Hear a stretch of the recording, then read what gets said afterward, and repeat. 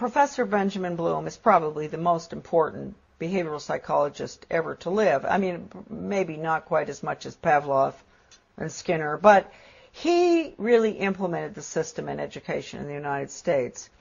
And he was the author of the Taxonomy of Educational Objectives. And I know that doesn't mean much to us. It means a lot to teachers. They know. All teachers have to go through that, Bloom's taxonomy.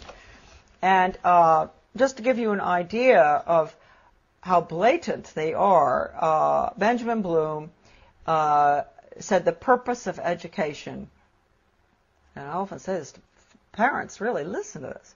You think the purpose of education is reading, writing, and arithmetic?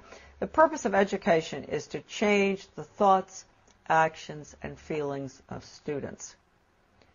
And then he goes on and he says, he defines good teaching, and this is even worse from the parental standpoint, as challenging the student's fixed beliefs. And then, in some of his works that I have, that are in my book, a lot of this stuff is in it. When he says challenge, does he mean challenge or does he mean change? Change their fixed? Yeah, through challenging. It's through challenging. You go up against them, and you change them. And you asked a good question, because then he goes on in one part of the taxonomy that is in my book.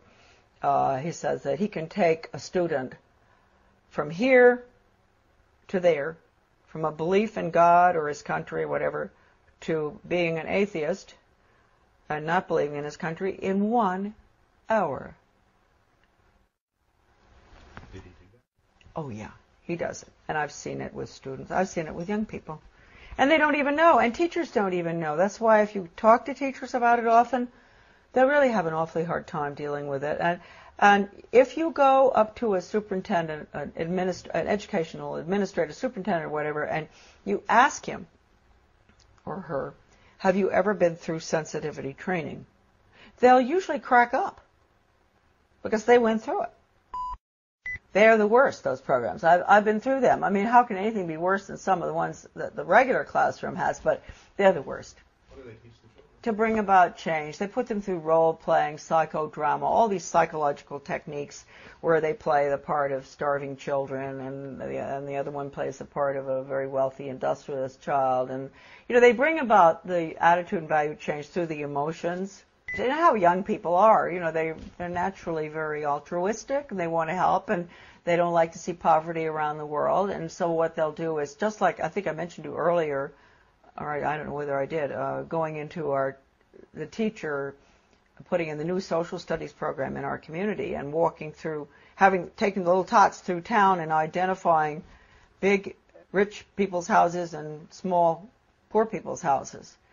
That's a perfect example of what I'm talking about. Getting them young and making them feel sorry for the people who live in the trailer across from the captain's house because they only eat hot dogs, not steak. And then they'll do the same thing with Ethiopia or wherever, some third world country, showing them the children dying, and then they'll show pictures of our affluence. And what do you eat for breakfast? Oh, you have eggs and bacon and cereal and orange juice and grapefruit and everything. Yum, yum, yum. Do you really think it's fair? Common unity. That's what we call it, common unity. It is no role for the individual in the community. And for everything that goes on in the Soviet Union, or communism, is based on the community, the commune.